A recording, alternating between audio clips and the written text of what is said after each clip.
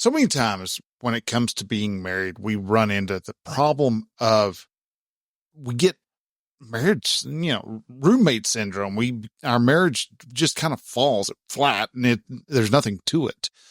There's no spark. There's no excitement about it. And so what do we do? How do we change that? Can you actually even rekindle a marriage? We're going to be talking about that this week on episode 240 of The Relaxed Male. This is The Relaxed Male, a show that comes to you each week helping men to remove the nice guy from their life so they can actually live their life on their terms. Join the host, certified coach Bryan Goodwin, as he helps men step out of their heads and become free from the thoughts that bind them. Hey man, hello and welcome to The Relaxed Male. I'm your host Bryan, and I am a certified men's coach who assists men who are just neck deep in the suffering of their life.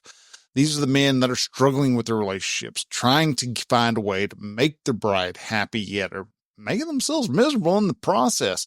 What are you to do? How are you to change your approach in marriage? Why is this sacred institution such a mess of emotions and strife and struggles? Join me and we're going to discover exactly how you can actually relax and have the marriage that you want of love, peace, and more. And today we're talking about what happens after 10, 15, 20 years into a relationship where we start to notice the roommate syndrome. We start noticing the flames of passion don't burn nearly as hot as what they used to.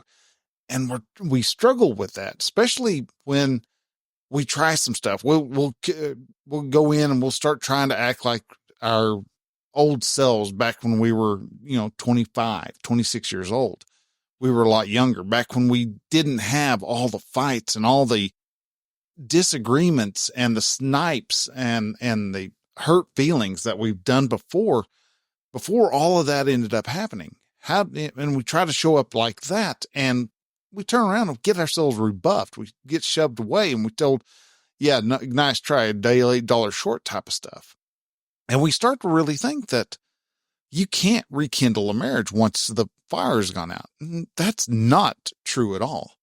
You can rekindle a marriage. It just depends on what your thoughts are. And we're going to kind of cover how to rekindle a marriage. What are some steps? What are some things that you can actually do to get the passion in a marriage going again, the passion in a relationship, even if you aren't married and say you've been dating each other or living with each other for a long while and the fire has gone out. There is a way to spark it back up and to get things going again. And so the first thing you actually want to look at on here is you want to be honest, and not just honest with yourself, honest with your wife, honest with your girl, honest to the point to where it's not just stating factual things. You want to state the facts, but you also are going to want to be emotionally honest. This is why I did this. This is how I was feeling at that time. You're not so much vomiting emotions all over your wife, because it does not ever work. A woman will zone out the moment a guy starts talking about his emotions and sharing, how he feels about this particular circumstance. And it is not a conducive form of communication for guys to share with their wives. So what we have to do is, we want to talk about how we feel, what we were thinking at that time. That will give us more information. That will give us the more of an opportunity to share with our wife and give them the knowledge and the openness that they're asking for. Because many times us guys are being told we've got to emotionally open up to our wives, and that's not necessarily the case. But we do want to include our wife into the discussion. So when it's first starting off and you're wanting to start pivoting into a better marriage, you're going to have to do a little bit of the awkward thing. You're going to overstep. You're going to notice when she glazes over that you're going into emotion land way too much. But you can talk about why and what you were thinking behind the emotions, then you're going to be able to start building a decent foundation. And you're still a long ways off. This is just hey, I am announcing a change in the relationship, change in relationship. And so how we can improve with that is that we first off, like I said, that the emotions starting off with the full honesty is going to be just the foundation. That's the base work. You're announcing, hey, I'm making some changes here. I'm working to become a better person. And this is why. This is what I've done in the past. I know that I've caused a lot of problems, yada, yada, yada. From there, you have to start making the steps. You can't just expect your wife to suddenly go, hey, all right, well, he's a new person. Poof, voila, things have all changed. No, it doesn't work like that at all. It doesn't help for you to just even do that, because you're just setting yourself up for more failure. The moment you go off and say, hey, I'm going to be becoming a better man, and then you go back and sit on the couch, your wife, your girlfriend are going to go, there's that better man. Yep. Same as always, just being the bump on a log. You haven't changed for me at all. You're just the same guy. You've made that promise before, and you've gone back and just done the same thing time and time again.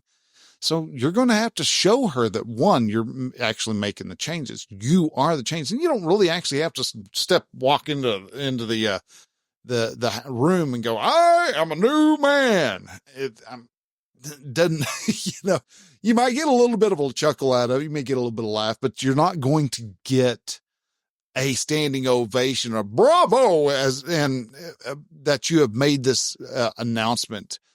So you're to be able to rekindle a marriage, you're going to have to be ready for the long haul.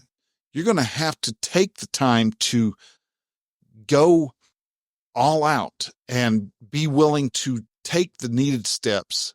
And there's more steps to it. And what those steps are going to be different from one relationship to the next. So what you're wanting to do is you're going to have to do a lot of experiments. But a couple of the things that I want to recommend are some good starting places, at least places that you can get a good idea of what is needed. And first one is just start making thoughtful gestures. Go back to dating your wife is a good way to look at that. Thoughtful gestures. Start bringing her flowers and bringing her gifts, and not just showering her with them, but it's because, you do have a lot more bills now than you did back when y'all first were dating. But at the same time, show her that you are thinking of her, sending her text messages from time to time. Write out a whole page, write her a love note. There's a lost art. Actually, write a love letter, put it in an envelope, write out her address, drop it in the mail, and 2, 3, 4, 5, depending on how long it takes for your mail to get to where from place A to place B. It can take a little bit, but still, it will be just a surprise letter that arrives in the mail. And there's something about a letter in the mail that just is an attention getter. We're not used to getting letters in the mail anymore. And that's email has ruined a lot of that. Text messaging has ruined that even more. But to take the time to write out a love letter and to express, to put the time, because it takes a lot of time, not just the one where you sit down and you tell, for God's sake, don't have AI do it, because no, you want it written in your handwriting, but she can't read it. Doesn't matter. Write it in your handwriting, write it in your own words, and then send it off to her, or just leave it sitting on in an envelope by her coffee cup. Or just write little love notes. There's a lot of things, the little thoughtful gestures that you can do, things that let her know that you have taken the time to remind her that you are thinking of her. Another thing you can do, and some people scoff at love, the whole theory and idea of love languages, but there's there is something to that. And so if you've not ever tried looking to see looking into what the 5 love languages are, you can always go and to I think it's 5lovelanguages.com, and they've actually got a quiz there. But the 5 love languages are acts of service, physical contact, words of affirmation, gifts, and quality time. And we usually have 2 that really ring true to us. Now, what rings true to us and what rings true to our spouse, 2 different critters altogether. You may be, and most guys are, physical contact. We like physical contact, and then usually either acts of service, words of affirmation are the other 2. And whichever one, some guys who have physical contact is a little bit lower than words of affirmation. They would rather have an attaboy than they would have a handy. It just, some guys are like that. But when it comes to what your wife likes, she may be quality time and acts of service. So maybe she's one who does really respond to you just randomly going in and cleaning up the kitchen, not saying anything, not expecting anything from it either. You may be the one. It may be an act of service that you go out and you grab her shoes out of the garage, and you keep them, bring them inside so they'll be warm in the wintertime, so that she doesn't have to put her feet in cold shoes. So whatever the acts of service are, we express and talk about what those acts of service are, and are not just acts of service, but 5 love languages are. And as we continue to have those conversations and we talk about it and we display those acts and those gestures, we are starting to build a little bit more of the foundation and a little bit of a platform for the marriage to rekindle. Now, other things that you can do is actually get curious. When it comes to having a strong emotional connection with your spouse, with anybody, talking is the way we do that. That is our number one form of communication. We convey a lot more. Now, we add our facial expressions and our body expressions and things like that. Yet, when we are talking with people, many times we're so busy wanting to talk about what other people are thinking and what somebody says, I've got to reply for that, and we've got to reply for this. And those are ways of talking. But if you want to really build a strong, credible relationship with somebody, get curious about them. If you're wanting to bond and have a better connection with your child, with your son, your daughter, and you notice they play video games, but you don't, then sit down by them. You don't have to play. Just ask questions about it. Get to understand. Come to understand what their world is about. Why do they do what they're doing the way they're doing it? That type of thing. So get curious, stay curious, ask questions about your wife. Why does she like this show? And not to scoff at it, not to make light of it, but just so that you come to understand what it is about the television show she likes. Maybe she likes, God forbid, the Kardashians. You can try to understand, try to come to an understanding as what it is about and most of the time, like for my wife, I mean, she says, because they're so absurdity of what they do is beyond compare. And so it's just one of those where she just kind of stands around and watches the show and is gobsmacked by the stupidity of this house full of women. And the same for like the Real Housewives series and things like that. I'm always trying to understand why she watches these reality television shows. And she does. She watches them. Why? Because she likes them. All right, cool. But we get curious about it, and we are able to come to understand what it is. And then you also find little elements of ahas in that. Those, when you're staying curious and you're asking her questions, you're actually developing more quality time in the quantity of time that you spend together. Now, when it comes to whatever it is you're doing within your marriage, whatever steps you're trying to take to change, you want to pay attention to the thoughts that you're actually having, because this will will hamstring you more times than I care to admit. Because I've done this. Because our thoughts create our emotions. So we have a circumstance, say the wife out of nowhere, she sighs. All right. What does that mean? And we start having that thought. What does that mean? Oh, she is pissed at me. Well, you start getting a little nervous. You start asking her, are you okay? And she's like, yeah. Well, are you sure? You don't sound like you're okay. Yeah, I'm fine. You had the thought of she's mad. You start getting a little anxious. You start bombarding her with questions. And because you're doing that, you're lost in the thought that she is mad at you. You end up invariably making her mad at you because you won't drop the issue. Your thoughts create your emotions. Your emotions create your actions. Your actions create your results. So what thought you have is going to create your results. Your thoughts lead your results every single time. Now, whatever the circumstance is, that's just an event that has happened in your life. It's not good. It's not bad. It's just an event. It's just there. And it's a neutral event until you apply a thought to it.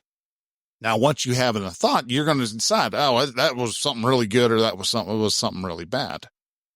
And if you don't pay attention to what your thoughts are, a lot of times you're going to go down a very unintentional direction. And this is going to cause you to separate and disconnect a lot more than it is going to allow you to connect. So you have to start paying attention to what your thoughts are. Those thoughts will allow you to lead you to the results that you're wanting. And a good example of this is how many people have had mental fights with your spouse, your girlfriend, whatever.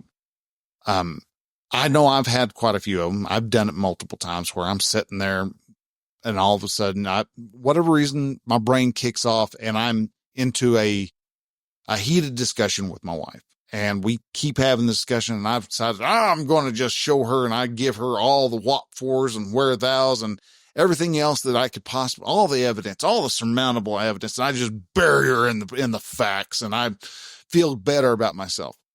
The problem that comes with that is that you actually are planting a little seed of disrespect in the back of your head.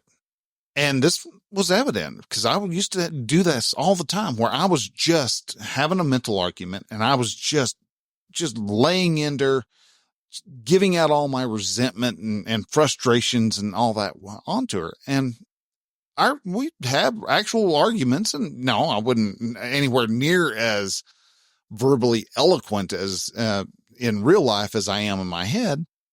And so we would just wind up having a bunch of arguments and hurt feelings and all that.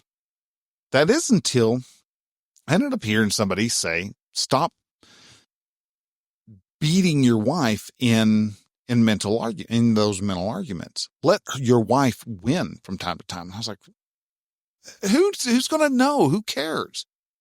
But I went ahead and I was like, well, let's try this. Let's see what happens after a particularly decent disagreement that we had. And I was like, all right, let's try this out. And I did. And through the couple, I don't know, probably about a month and a half, anytime I had a mental argument that I caught myself having, I would just, I agree, you're right. And I would just let her win whatever she stated her side of the argument was in my head. And sure enough, several times the arguments and the disagreements that we were having at home in real life started to fade. They became fewer and fewer and fewer. And we started having more actual discussions. Did we agree all the time? No. Did we still have fights? Oh yeah. We still have those elements of conflict, and those elements of conflicts are actually not something you want to run away from. Those are elements where we want to actually go and come to a conclusion with that discussion. Both of us are fighting to stay connected. We're both wanting to make sure that we have a healthy end result. But for that to really be the case, we have to stop and make sure that the fight itself is actually reconciled. So we come to conclusion, we come to the end, and we are coming together to reconnect. And when you do that, you're going to really have stronger connections. And that happens because your life is not dependent upon, your wife and what she wants to have done. Her ideas and your ideas are going to smack together. They're going to just headbutt from time to time. But what you take those thoughts to mean and what is actually the meaning behind them are going to be two separate things. And if you let your thoughts run into the fight or flight phase, you're not going to listen to what she has to say, and you're not going to come to understand what it is she has to say. And you're going to break down those lines of communication. And then you're going to be worse off than you were before. So you want to make sure that you're having good and effective communication. And one of the important ways is just let your wife win the mental arguments. It's not important. She's not going to know that she's won. Your friends ain't going to know that she's won. You're the only one who knows, and you can make it mean whatever you want to make it mean. But the thing is when you do that, you are starting to actually show up in the marriage the way you want to. Instead of showing up in marriage with some resentment because, you've showed all the disrespect in your mind to her. So now it's time for her to just be, just to be there. Well, no, that's not going to help. So the way you want to be able to make sure that you have that marriage, whatever your ideal marriage, whatever that ends up looking like, you want to start looking and describing and having an idea of what that is. What is your ideal marriage? What is your ideal relationship? How do you want that relationship to be? Is it, sex 3 times a day, all week long, every day of the month? Or is it just that you want to have a marriage and a relationship where you feel that everything is where you have the feeling of fulfillment? Do you want to have the relationship that allows you to express what your desires are, express what your hang-ups are, and be able to talk those through with your wife? Or would you like to rather have a marriage that is, say, more content with what's going on financially? These are all things that you can have in your marriage. But how do you have those elements in your marriage? Well, you have to decide what you want. Decide what you want, make the choice, and then start showing up to the marriage as that, as the confident man, as the man who is sure of himself. And yeah, we're going to fail. We're going to stumble. There's going to be times that your wife says something, all of a sudden you turn back to the little stumbling, no, I'm sorry, ma'am. And you're going to become the people pleaser. You're going to want to run into the people pleasing mode, become the nice guy. And when you catch yourself doing that, you can turn it off. Go, no, we're not doing that no more. But to be able to show up how you want, you have to make the decision before anything else. How do you want to show up for the marriage? For me, I want to show up as a confident, masculine man who helps his wife have a wonderful life for herself. And to do that, I have to know who she is. I have to know what she wants. I have to be able to have the conversations that are needed so that we can do those particular things. So I have to decide, what does it look like to be a strong masculine man? What does it mean to be? And to be able to do any of those, I have to follow my 4 pillars of a relaxed male. I have to have a good, strong mind, body, soul, and have my community of other guys that I talk to on a regular basis so that I can present myself to my wife as a strong, confident man. Now, another thing that you want that helps to have a strong and rekindle the marriage is the 6x6 rule for hugs. And I got this out of a book called the How to Improve Your Marriage Without Talking About It. And the fact that we do, when we have skin to skin contact, whether doesn't necessarily have to be sex, but it's just when we have skin to skin contact, we release oxytocin, serotonin, and all the other feel good hormones and neuroreceptors that in our brain.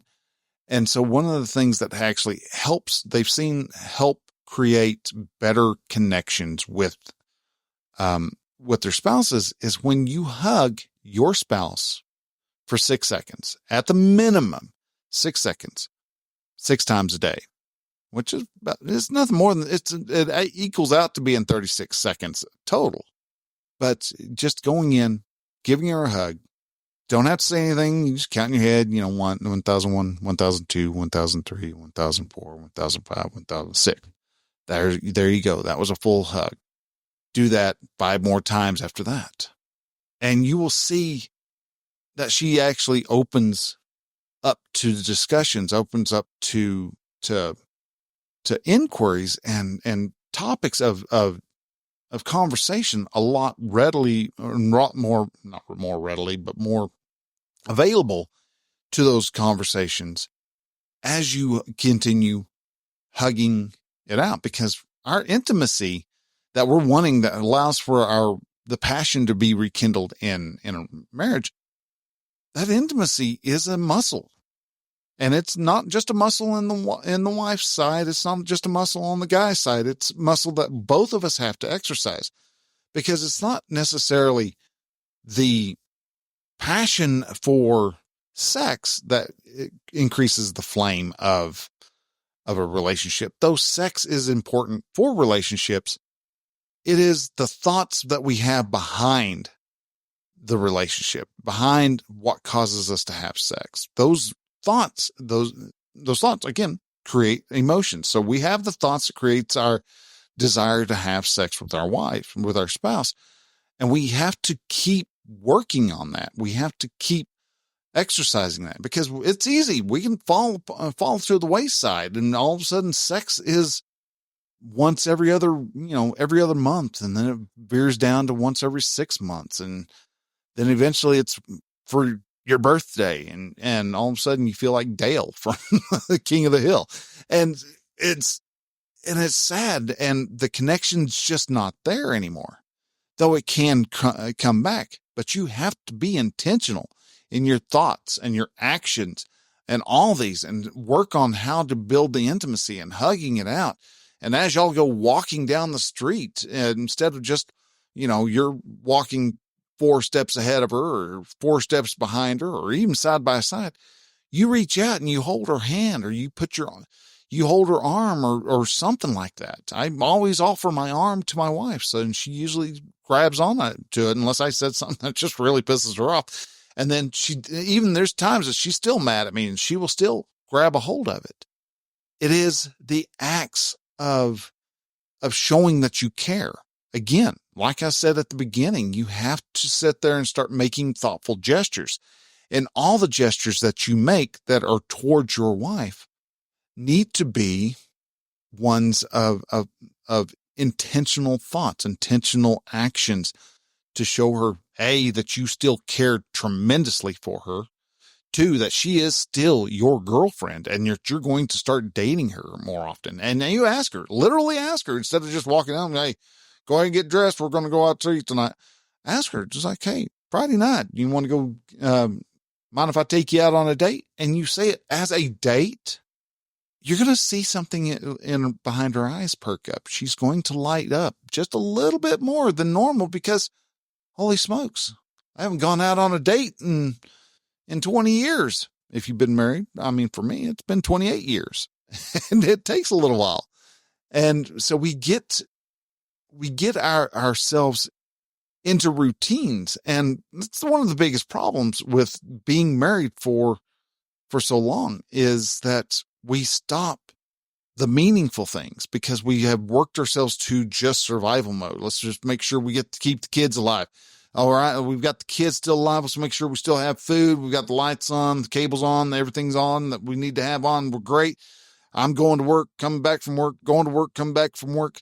We stop hugging it out. We stop holding hands. We stop having those discussion hours. There's another thing that you could actually do is sit down and just sit down, allocate an hour, maybe 8:00 every Saturday night. Y'all sit down and y'all talk about something. I'm working on a PDF that'll be 800 conversational questions that you and your wife can have. And I'll keep you updated. Is there any particular topic of discussion that you would like to have some questions thrown in? Let me know. You can reach over to me, Bryan with a Y at relaxedmail.com. And let me know. Hey, I'd like to see some questions about this. That was really disgusting, wasn't it?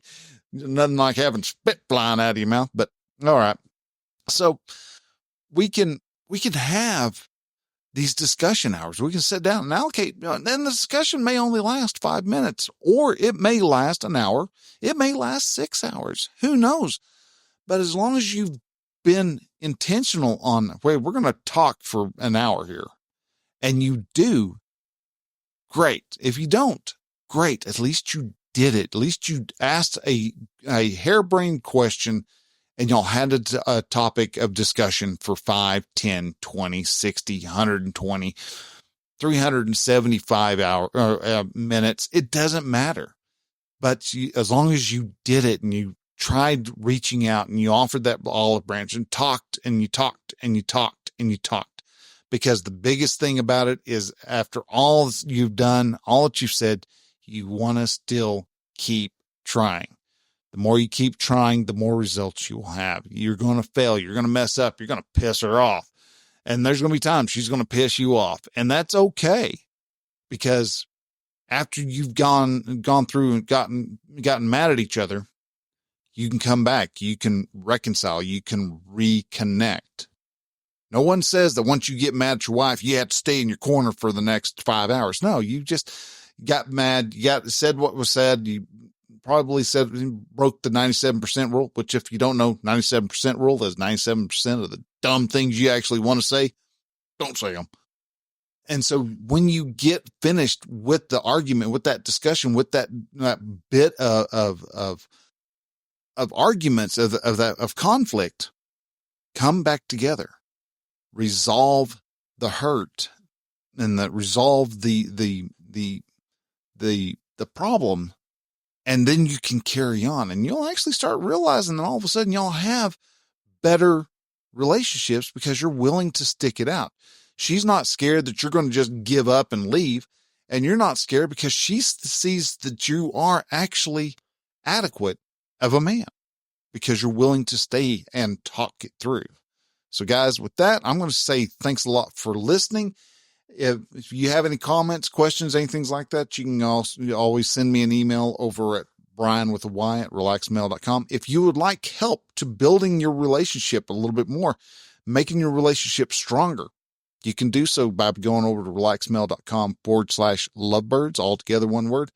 And we can set up a time. We can have a discussion, and we can take that next step of having the life that you actually want, having the marriage that you desire. So guys, with that, if you have any questions, please share them. You can also reach me over on any of the social media sites. And with that, guys, I'm going to let you go. Y'all have a great rest of the week, and we will talk to y'all then.